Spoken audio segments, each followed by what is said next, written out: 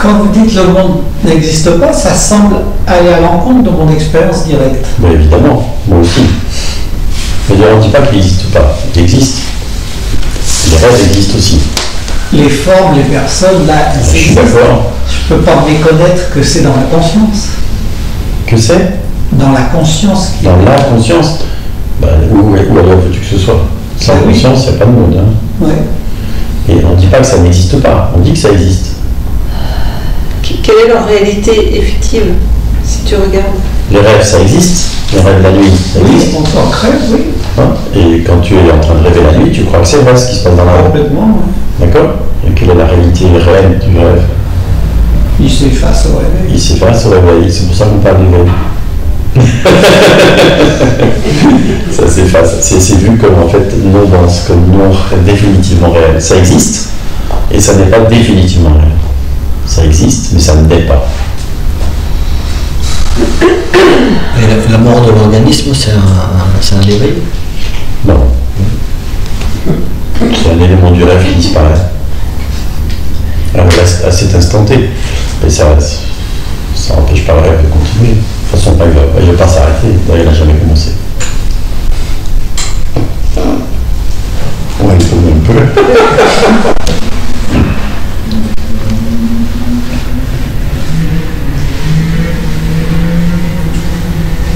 En fait, le truc, c'est...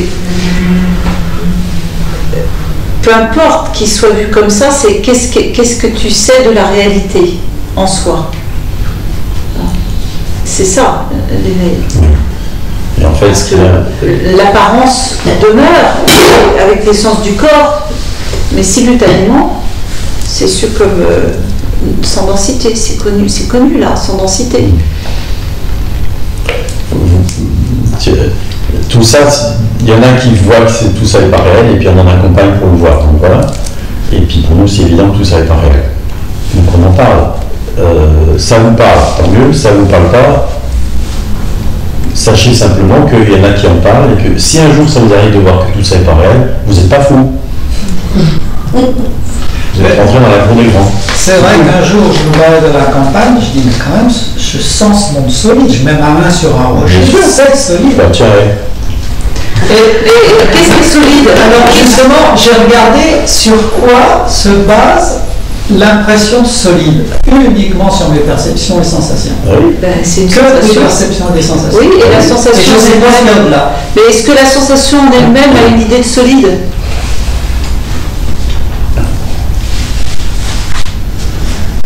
La sensation en elle-même, Mais qu'est-ce qui te fait dire solide? C'est déjà, il y a une image, parce que tu vois un rocher, il y a une main. Si tu fermes les yeux, oui. il y a déjà plus ça, il y a sensation. Non, effectivement, il y a juste la sensation. C'est après une pensée qui s'ajoute solide. Ben oui, Exact.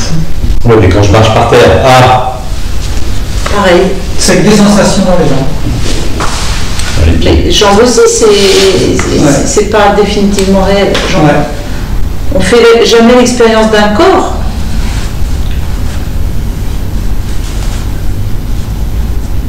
Tu vois ça? Oui, oui. Et il y a encore un attachement à une apparente solidité.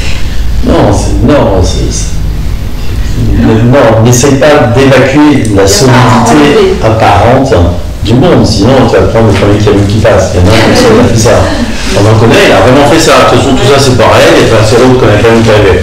Il s'est pris le camion, il est pas mort. Mais enfin, il a fait quelques mois d'hôpital, c'est en même temps quoi. C'est pas la peine. Non, ça fonctionne. D'accord? Au niveau du rêve, ça fonctionne. Ok? Donc, ça existe. Ça existe. Tu peux pas faire comme si ça n'existait pas. Voilà. Non, tu prends le camion, Oui, au mur, etc. Tu vois? Essaye pas de passer à travers les murs parce qu'il n'existe pas. Tu ne vas pas le faire, à mon avis. C'est pas à enlever, c'est à voir au travers. Ce que j'essayais d'expliquer tout à l'heure sur l'impression de deux réalités. Comment tu les mets en relation? Comment tu les raboutes les deux? Il y a quelque chose qui est vu avec les yeux, la perception, et quelque chose qui est vu Et quelle est la distance entre les deux? Il n'y en a pas. Ah. Donc, ça ne peut pas être juxtaposé puisqu'il n'y a pas de distance. C'est mélangé, c'est... Ouais. C'est les deux à la fois.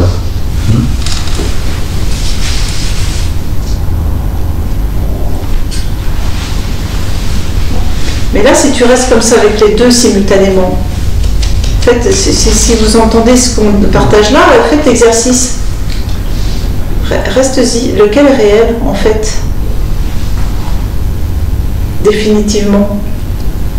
Est-ce que tu vois qu'il y a une inversion qui se produit par rapport à la vision habituelle?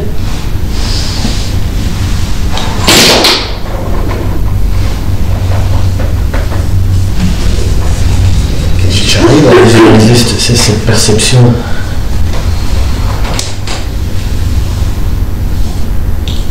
Mais j'ai l'impression que ça coince.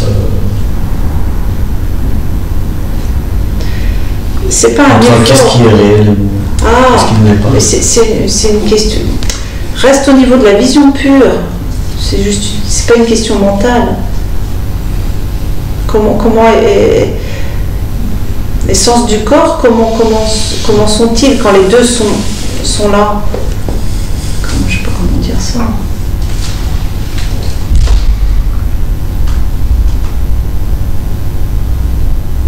Dans la vision normale, l'essence de l'organisme prenne le devant.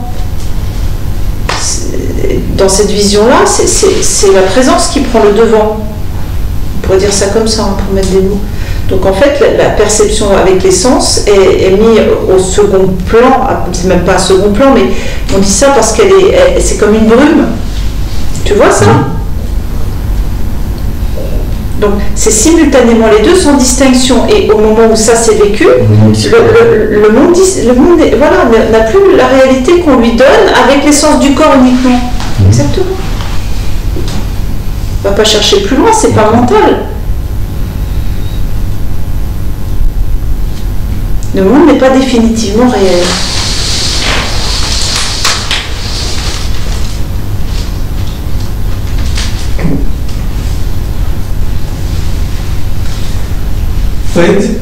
C'est le mot réel. Excuse-moi, du coup, comme le monde n'est pas définitivement de réel, toutes les horreurs que tu as pu voir dans ta vie de pompier, c'est comment? J'ose pas le dire, mais c'est marrant. C'est exactement ça. C'est gênant, mais c'est marrant. Non, c'est pas gênant, c'est marrant parce que c'est pas habituel pour soi, c'est pas comme ça qu'on a été élevé. Tu vas pas le dire aux gens. Tu vas pas le dire aux gens. Surtout, j'ai pas fini quoi. Mais en fait, c'est ça. Mais oui. Mais. Si je me marre sur l'intervention. Mais non. Ne mets pas ça, ne relaye pas ça. Ne prends pas ces gênants parce que justement, cette vision-là va aider les autres. Oui, parce que justement, tu vas dans une famille et monsieur a tué madame avec un coup de poignard et puis il y a des gosses à côté. Tu vas dire, c'est trop marrant les gosses. Non, pas du tout. Tu comprends ce que je veux dire? J'ai déjà senti ce que tu dis, Marie.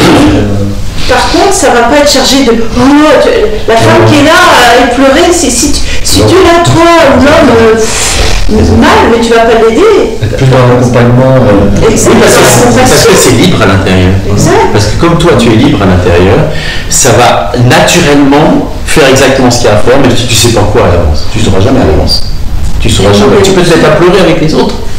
Tu peux pas savoir. Tout peut t'apparaître. Tu peux te mettre à gueuler un coup. Tu peux pas savoir. Ça peut être prendre dans les bras, ça peut être. Tout peut apparaître. Mais ce sera libre. Ouais. Et ça va être.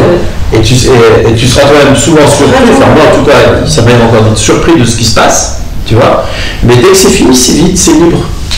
Il n'y a aucune prise, aucune attache, tu vois. Et ça, c'est l'intérêt de la vision, quand elle est active au quotidien.